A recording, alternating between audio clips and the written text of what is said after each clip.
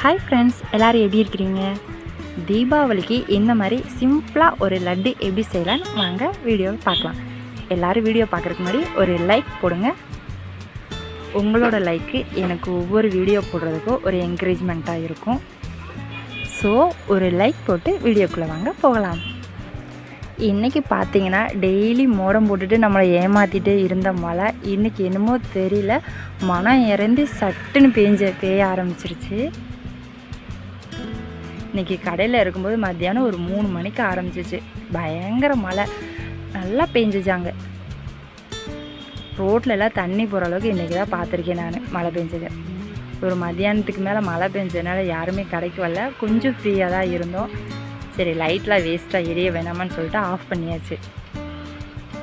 கொஞ்சம் நேரம் வெளியிலேருந்து ஃபோட்டோ இந்த மாதிரிலாம் எடுத்துகிட்டு ரீல்ஸ் போட்டு தான் இருந்தோம். டே வந்து பார்த்திங்கன்னா ஜாலியாக இருந்துச்சு. ஃபைனலாக நான் ஒர்க் முடிஞ்சு போகும்போது மழை இல்லை, எனக்காக கொஞ்சம் கேப் விட்டுருச்சு. பாப்பாவுக்கு நாளைக்கு ஸ்கூல், இந்த ஒரு வாரம் லீவ் விட்டு நாளைக்கு ஸ்கூல் போகிறாங்க. லஞ்ச் பேக் பிச்சுட்டு வந்துட்டாங்க. புதுசாக லஞ்ச் பேக் வாங்கிட்டு போகிறேன். இன்றைக்கி நைட் பார்த்திங்கன்னா சூடாக அம்மா நூடுல்ஸாக செஞ்சு வச்சுருந்தாங்க. சூப்பராக இருந்துச்சு. என்னதான் இருந்தாலும் எனக்கு சாப்பாடு சாப்பிட்டா தான் கொஞ்சம் ஃபுல்ஃபில் ஆன மாதிரி இருக்கும். நூடுல்ஸ் ஆனால் கொஞ்சம் பசிக்கிற மாதிரியே தான் இருந்துச்சு எனக்கு.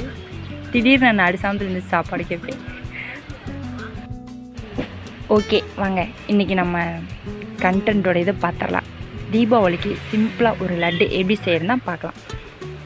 ஃபஸ்ட்டு வந்து வெள்ளை ரவை, ரொம்ப சிம்பிள் தான். வெள்ளை ரவை லைட்டாக வறுக்கலாம், சிம்மில் வச்சுக்கோங்க லைட்டாக. இது வந்து தேங்காய் எண்ணெய் வாசமாக இருக்கும். இந்த மாதிரி இந்த தேங்காய் எண்ணெய் சேர்த்து செய்யும்போது அதை நல்லா கிளறி விட்டுக்கோங்க.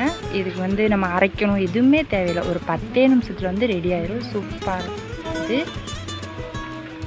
பாருங்கள். நல்லா கிளறி விட்டுட்டு இப்போ நம்ம எந்த ஒரு 1/2 கப் ரவை எடுத்துருக்கோம்னா 1/2 கப் வந்து ஜீனி சேர்த்துக்கலாம்.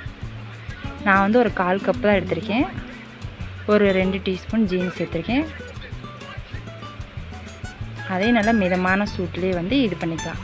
கொஞ்சம் நெய் ஆட் பண்ணிக்கலாம். நான் ஆட் பண்ணேன், எடுக்காமல் விட்டுட்டேன். இது வந்து பார்த்திங்கன்னா சுடுதண்ணி அதில் ஊற்றி பெசற அளவுக்கு.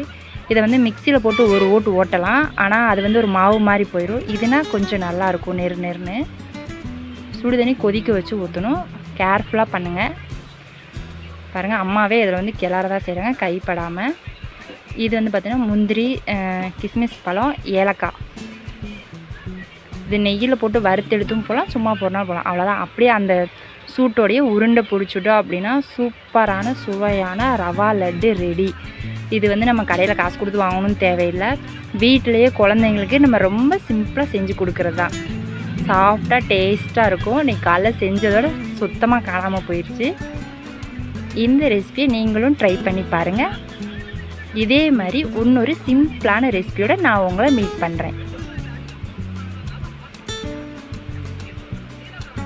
இந்த வீடியோ பிடிச்சினா லைக் பண்ணுங்கள், ஷேர் பண்ணுங்கள், மறக்காமல் நம்ம சேனலை ஃபாலோ பண்ணுங்கள், சப்ஸ்கிரைப் பண்ணுங்கள். ஓகே, பாய்.